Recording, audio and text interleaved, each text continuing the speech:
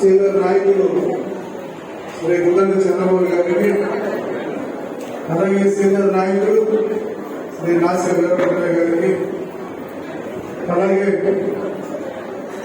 AMC chairman మన నియోజకవర్గ స్థాయిలో ఏఎంసీ చైర్మన్ శ్రీ గౌతమ్ జనార్దన్ గారికి, అలాగే విశ్వేశ్వరరావు గారికి, శివగారి లక్ష్మి గారికి, మావడ రాములు గారికి, గంజి పురుషోత్తం గారికి, పార్థసారథి గారికి, నిమిషాల సాంసరావు గారికి, సత్యానంద గారికి, రెడ్డి గారికి, అలాగే శరత్ యానాద్రావు, అలాగే మా 9వ వార్డు లలిత, మా అరుణారెడ్డి గారు, స్వాతి గారు, అలాగే మా సుబ్బయ్య గారు, ఇలా ఆశపడినటువంటి తెలుగుదేశం పార్టీ లీడర్స్, నాయకులు అందరికీ ముందుగా నా యొక్క హృదయపూర్వక నమస్కారాలు.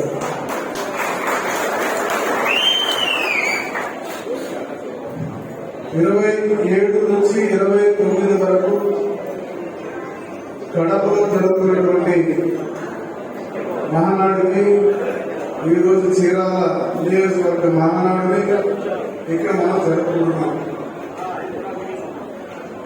ఎప్పుడు స్వర్గీయ ఎన్టీ రామారావు గారు మొట్టమొదట వారి మనసులో ఈ ఆలోచన కలిగి మొట్టమొదటి మహానాడు వారు ప్రారంభించడం జరిగింది.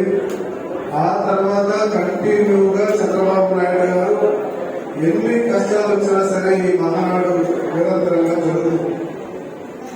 మహానాడు అంటే మనం ఒకసారి గుర్తుపెట్టుకోవాల్సిన విషయం ఏంటంటే, తెలుగుదేశం శ్రేణులకు, తెలుగుదేశంలో ఉన్న ప్రతి ఒక్కరికి ఒక పండుగ కదా. ఈ పండుగని ప్రతి సంవత్సరము ఏదో ఒక ప్రాంతంలో జరుపుకోవడం ఆనవాయితీ. అలాంటిది ఈసారి రాయలసీమలో ఉన్నటువంటి కడపలోనే జరపాలన్నది ప్రభుత్వం ఇచ్చేది. అనేక సందర్భాల్లో వాళ్ళు చాలా దూరం నుంచి కడప వాళ్ళు, అనంతపురం వాళ్ళు, కర్నూలు వాళ్ళు, చిత్తూరు వాళ్ళు వాళ్ళంతా రావడం జరిగింది. ఈసారి మనం రిపీటెడ్ గా మనందరం కూడా కడప రాసినటువంటి అవసరం ఉంది. మన వాళ్ళు మాట్లాడుతూ కొన్ని విషయాలు మీకు స్పష్టంగా చెప్పారు. ఈ పార్టీ ఏంటి, దీని ఆవశ్యకత ఏంటి, ఎందుకు పుట్టింది, సమాజంలో ఎంత చైతన్యవంతంగా ఈ పార్టీ ప్రజలను నడిపింది, ఈ పార్టీలో సంక్షేమ పథకాలు ఎలా ఉంటాయి, కిలో 2 రూపాయలు బియ్యం దగ్గర మొదలుకొని, ద్రౌపది వస్త్రాల దగ్గర మొదలుకొని, గృహ నిర్మాణం దగ్గర మొదలుకొని, పక్కాయిలు గారి ఇవన్నీ కూడా, మండల వ్యవస్థ కానీ అనేక రకాల వ్యవస్థలన్నీ కూడా ఆ రోజు మహానుభావుడు ఎన్టీ రామారావు నోట్లో ఏదో సరే ఆయన మనసులో వచ్చిన ప్రతి దాన్ని కూడా తీసుకెళ్లిపోయి ప్రజల్లోకి తీసుకెళ్లాడు. మరి ఆ తర్వాత మనము మద్రాసీలుగా పిలబడే వాళ్ళని మనం ఎందుకు మద్రాసీలాగా ఉండాలో మనమేంటో తెలుసుకోవడం కోసం నేషనల్ ప్రయత్నం ఏర్పాటు చేశారు. భారతదేశంలో కూడా ఈ పార్టీని పెద్ద ఎత్తున ముందుకు తీసుకెళ్ళడం జరిగింది. మీకు ఒకటే విషయం చెప్తున్నాను, మహానాడులో చాలా మంచి విషయాలు మీకు తెలుస్తాయి. చాలా అనుభవం కలిగిన వ్యక్తులు దాదాపుగా 25 ఏళ్ళు, 30 ఏళ్ళు, 40 ఏళ్ళు ఈ పార్టీ పెట్టిన దగ్గర నుంచి కూడా ఉన్నటువంటి అనేక మంది యొక్క ఆలోచనలు, మాటలు, ఎందుకు మనం తెలుగుదేశం పార్టీలో ఉండాలి, ఆ పార్టీ చేసినటువంటి గొప్పతనం ఏమిటి, ఆ పార్టీ ఏ రకంగా ప్రజలను ముందుకు తీసుకెళ్లింది, ప్రజల్ని చైతన్యవంతులు చేసింది అన్నది పూర్తి విషయాలన్నీ కూడా మీకు కూలంకషంగా రావాలంటే అది ఆ మహానాడులో మనం ముందు తీరాల్సింది అన్నది ఇక్కడ మనందరం ఆలోచించారు. పైపెచ్చు మన పార్టీ ఒక పండుగ చేసుకుంటుంది.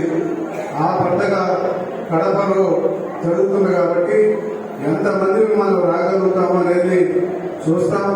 పార్టీ మనకిచ్చిన ఆదేశం మేరకు చీరాల నుంచి మనకు అక్కడ ఉన్న అకామిడేషన్స్ అవన్నీ చూసుకొని మనందరం వెళ్ళాల్సి వస్తుంది.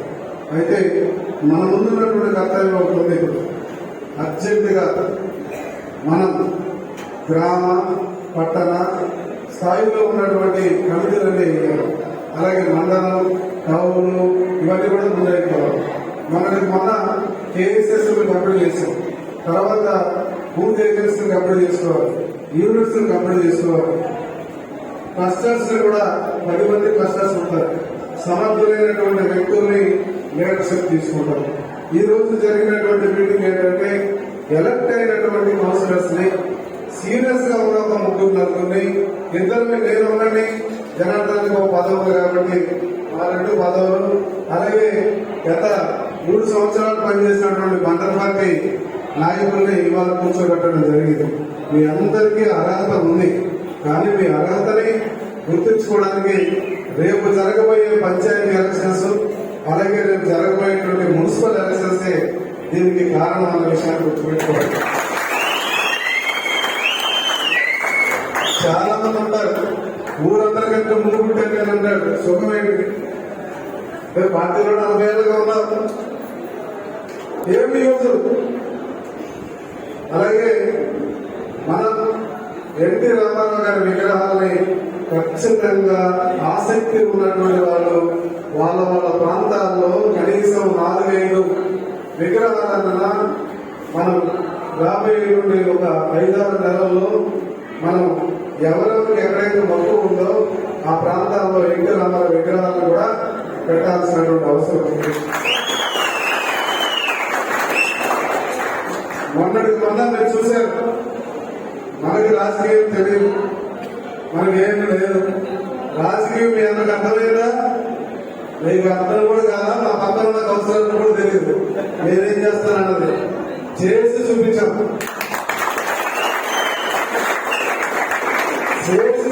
మనము. అది కూడా ఒక అవతారం పెట్టి ఒక పర్సన్ ని మనలోకి పంపించి ఓ రాజకీయం చేయాలని ప్రయత్నం చేశారు. సమాధి పెట్టాము. కాకపోతే కాస్త ఉన్న కౌన్సిలర్లు కంగారు పడ్డారు. మీరేం కంగారు పడాల్సిన అవసరం లేదు, మీరు అలా ఉండండి అని చెప్పారు. పాపం మనలో కొంతమందికి ఎక్కడ లేని ప్రేమ కలిగి అది అవసరం లేదంటారు. అది అవసరం ఉందా లేదా అది నాకు తెలుసు.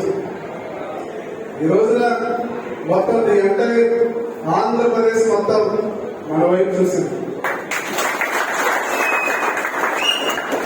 ఎందుకు అలా చూసిందంటే ఏంటి రాజకీయం అర్థం కాదు, వాళ్ళకి అర్థం కాదు.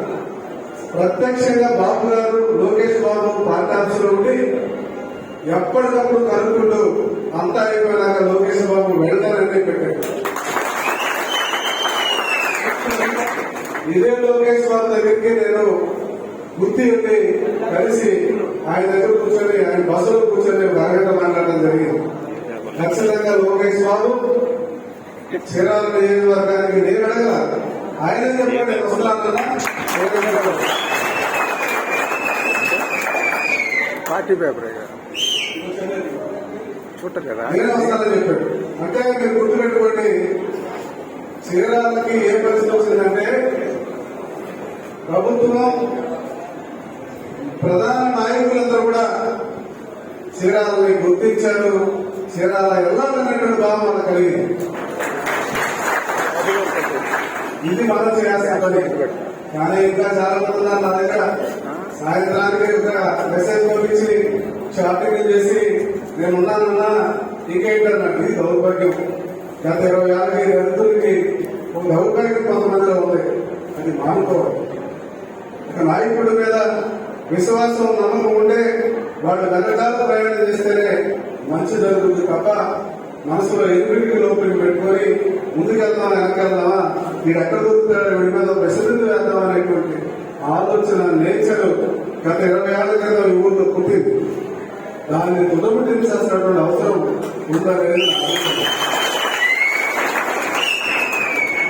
కంప్లీట్గా చీరాలని ఒక మోడల్ నియోజకవర్గంగా తీసుకురావాలి. అభివృద్ధి అంటే ఏంటో, సంక్షేమం అంటే ఏంటో చేసి చూపించాలి. దానికి మీ సహకారం అవసరం. ఒకవేళ నేను ఏదైనా మిస్టేక్ చేసుకుంటే మీరు నాకు సున్నితంగా నేను ఏ పద్ధతిలో నాకు చెప్తే బాగుంటుందన్న విషయాన్ని మీరు తెలియజేయాలి. అంతేగాని ఎక్కడ దొరుకుతాడో మనం పోయి తీస్తే నన్ను పడతాడంటే నేను పడడం ఆ గొయ్యిలో తీరబడతారన్న విషయం చాలా మంది గమనిస్తున్నాను. కొన్ని వందల విషయస్ ఉన్నాయి నా దగ్గర. ఎవడో అందుకుని ఎవరికో ఫోన్ చేస్తాడు. సరేలేని చెప్పేసి ఇలా ఇంటి అసలు విషయం అర్థమైపోయింది.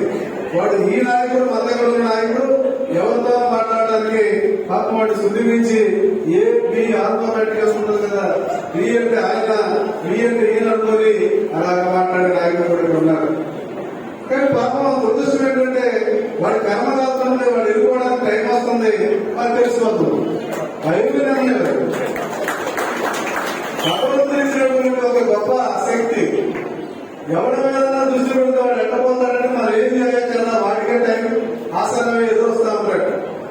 కాబట్టి ఒకటే గుర్తు పెట్టుకోండి, దయచేసి మీరందరినీ నాకంటే ముందు పార్టీలు ఉన్న వాళ్ళు చాలా మంది ఉన్నారు ఇక్కడ. నేను 95, 96 వరకు పార్టీలకు వచ్చాను. అంతకుముందు అంతకుముందు కమ్యూనిస్ట్ పార్టీలో ఉన్నాను.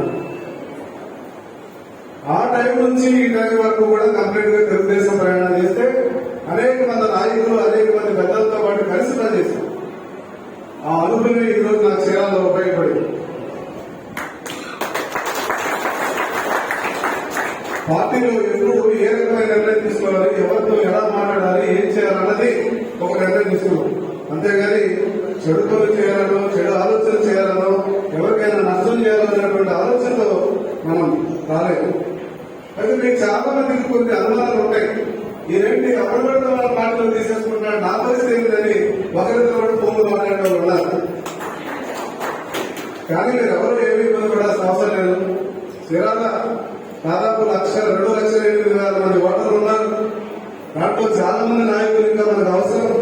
చాలా ఊర్లు మనం ప్రభావితం చేసి కలిపి ముందు తీసుకెళ్లాల్సిన అవసరం ఉంది. ఎందుకంటే రేపు రాబోయేటువంటి రోజుల్లో మనం ఖచ్చితంగా ఈ రోజు ఏ మున్సిపాలిటీ అయితే మనం తీసుకున్నామో ఆ మున్సిపాలిటీకి ఇప్పుడు ఒక చైర్మన్ అయిపోతుంది. ఇప్పుడు ప్రజెంట్ మళ్ళీ నెక్స్ట్ అదే చైర్మన్ మళ్ళా గెలిపించాలి. అలాగే గ్రామాల్లో ఉన్నటువంటి ప్రతి గ్రామాన్ని 24 పంచాయతీలు ఉన్నాయి. మనకి పంచాయతీలు తీసుకోవాలి, ఎంపీడీసీలు తీసుకోవాలి, ఎంపీపీలు తీసుకోవాలి, అలాగే జడ్పీడీసీలు తీసుకోవాలి. అవకాశం ఉంటే మన సైడ్ నుంచి జిల్లాలోకి మన జడ్పీడీసీ జిల్లా పరిషత్ చైర్మన్ అవడానికి కూడా ప్రయత్నించారు. ఇప్పటికీ మన వాళ్ళకి కొంతమందికి అవకాశాలు దొరికినాయి, ఇంకా కొంతమందికి అవకాశాలు వస్తాయి. అందరికీ పదవులు రావు. ఇప్పుడు అందరికీ పదవులు రావు. సుదీర్ఘకాలం రాజకీయాల్లో నేను ఫైట్ చేసుకుని, డబ్బు ఖర్చు పెట్టుకుంటూనే, టైం వేస్ట్ చేసుకుంటూ వస్తేనే నేను ఇక్కడ ఎమ్మెల్యే అవ్వగలిగాను. ఊరికి అవ్వలేదు కదా. కాబట్టి మీరందరూ కూడా ఖచ్చితంగా ప్రతి ఒక్క మనిషికి ఒక ఆపర్చునిటీ వస్తుంది. ఏదైతే మనం కోరుకుంటున్నామో దాంట్లో ఎవరి స్థాయిలో వాళ్ళకి ఏదో అవకాశం దొరుకుతుంది. ఆ దొరికే వరకు మనందరూ కూడా పోటీ పడాల్సినటువంటి అవసరం ఉంది అనేది మీకు తెలియజేస్తాను. సో ఈ మహానాడికి ఎంతమంది వస్తున్నారు, ఎలా తీసుకెళ్లాలి, ఏం చేయాలన్నది మనం ఆలోచించాల్సినటువంటి అవసరం ఉంది. అలాగే ప్రజలకు ఖర్చు పెట్టాలి. ఇప్పటికే మనం చాలా రోజులు నేర్పించుకున్నాం, చాలా ఖర్చు పెట్టాం. ఇంకా మన హాస్పిటల్ దాన్ని కూడా డెవలప్ చేసుకోవాలి, పర్యాటక రంగాన్ని డెవలప్ చేసుకోవాలి. ఇంకొకటి ఏంటంటే ఇప్పుడు ఏదైతే మన హ్యాండ్లూమ్ పార్కుల్లో మన భుజేశ్వరం అందరం ఒక కంపెనీ లాగా మనం వేసుకొని దాన్ని మనమే కంప్లీట్ చేసుకోవాలి. ఇది కాకుండా ఎంఎస్ఎంఈ అని చెప్పేసి సూక్ష్మ మధ్య తరగతి లోన్స్ దృష్టిలో పెట్టుకొని ఒక మనకి ల్యాండ్ దొరకట్లేదు. నేను చదువుకుంటే మారుమూల రీచ్ లో ఒక 100 ఎకరాలు తీసుకోగలిగాడు అక్కడ ఎమ్మెల్యే. ఇక్కడ మనకు అవకాశం లేదు. అలాగే అక్కడ ఎవరికి జట్లు అందుకుంటే వాళ్ళందరూ కూడా ముందుకు తీసుకెళ్లాలి. అలాగే మెప్మా ఒక పక్క నుంచి వాళ్ళు చేస్తున్నటువంటి కార్యక్రమాలు వాళ్ళు చేస్తున్నారు. ఎంఎస్ఎంఈ ద్వారా కూడా అనేక మందికి లోన్లు ఇచ్చేటువంటి కార్యక్రమం. అలాగే బీసీ, ఎస్సీ, ఎస్టీ ఏవైతే ఉన్నాయో వాటన్నిటి కూడా లోన్లు ఇవ్వాల్సిన అవసరం ఉంది. ఇవన్నీ స్టార్ట్ అవుతున్నాయి. చంద్రబాబు నాయుడు గారు, లోకేష్ గారు, పవన్ కళ్యాణ్ గారు, పురంధేశ్వర్ గారు వీళ్ళందరూ కలిసి సమిష్టిగా ఎవరైతే పేదవాళ్ళు ఉన్నారో, ఎవరైతే పేదవాళ్ళు ఉన్నారో వాళ్ళందరినీ కూడా గుర్తించి ఒక కార్యక్రమం చేశారు. P4 ఆ సిస్టమ్ కూడా డెవలప్ చేయాలి. మనం చాలా విషయాలు ఉన్నాయి. ఈ మహానాడు అయిపోయే వరకు కొంచెం బిజీగా ఉంటాం. అయితే మహానాడు కంప్లీట్ గా సీనియర్ నాయకులందరికీ కూడా నా యొక్క మనవి ఖచ్చితంగా ఎక్కడ గ్రామ పార్టీలు అలాగే వార్డులో కౌన్సిలర్స్ చెప్పాను క్లియర్ గా. కౌన్సిలర్స్ నేను ఏం చెప్పానంటే ఆ వార్డులో ఎవరైతే మాట్లాడాలి తెలుగుదేశం పార్టీ మా పనిచేసిన వాళ్ళని కలుపుకొని మీరు ఒక కమిటీ లాగా నాకు ఇస్తే ఎక్కడైనా లోపాలంటే సరిచేసుకుంటారని కూడా వారికి కూడా చెప్పడం జరిగింది. అందరికీ చెప్పలేటే నాకు చెప్పలేదంటే ఎవరికి ఏది చెప్పలేము. ఎవరి కాళ్ళు చేస్తే అందరూ తప్ప మనం ఎవరిని కూడా ప్రతి రోజు కూడా పట్టుకురాలేము. మనకి ఇప్పుడు అన్ని డబ్బులతోనే అవ్వండి, అన్ని డబ్బులతోనే కొలమాతం చేయలేము. నువ్వు నాకేమిస్తావు చెప్పు, నేను ఎందుకు వస్తానంటే ఇంకా ఆ కాడికి ఏ పార్టీ మనకు నిలబడుతుంది. కాబట్టి అది దయచేసి అటువంటి ఆలోచన తీసుకురావద్దు. ఇప్పటి వరకు కూడా చాలా మంది నా వెనకాల గత 2 సంవత్సరాలుగా కానీ ఈ గవర్నమెంట్ వచ్చిన తర్వాత కూడా చాలా మంది వెనకాల ప్రయాణం చేశారు. మీరు ప్రయాణం చేసిన తర్వాత వచ్చే నష్టమే లేదు. మీ వల్ల మీకు ప్రయోజనం జరగకపోవచ్చు కానీ మీ పక్కకి కొడుకు ఆ పక్కకి కొడుకు మనం ఇచ్చే హౌసింగ్ వల్లనో లోన్స్ వల్లనో సిఎంఆర్ వల్లనో ఏదో ఒక రకమైన బెనిఫిట్ అయితే మీ చేతిలో జరుగుతుందని మీరు ఆలోచించాలి. అన్ని నాకే జరగాలని జరగవు. ఇది మాత్రం మనసులో పెట్టుకోండి. మీరందరూ ఎక్కువ మంది సర్వీస్ చేయడానికి వచ్చారు, ప్రజాసేవ చేయడానికి వచ్చారు. అది గుర్తుపెట్టుకోండి. ప్రజాసేవ చేసేవాడికి ఫలితాన్ని ఆశిస్తే ఏమి రాదు.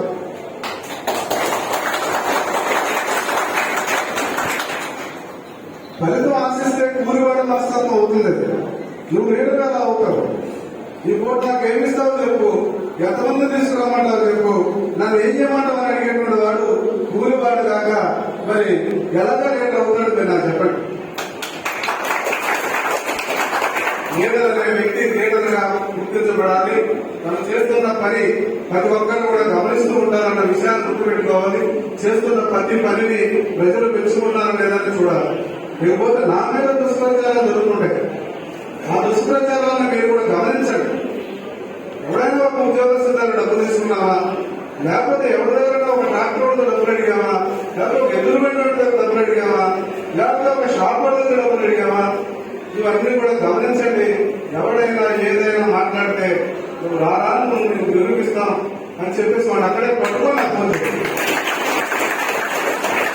ఇది చాలా ఎక్కువ ఉంది ఈ ఊళ్ళో. దాన్ని కంట్రోల్ చేయకపోతే మనం మన పార్టీకి మేలు చేసిన వాడు అవుతాం, ద్రోహం చేసిన వాడు అవుతాం. అలాగే పార్టీలో ఉన్న నాయకత్వం సమన్వయాన్ని పాటించారు.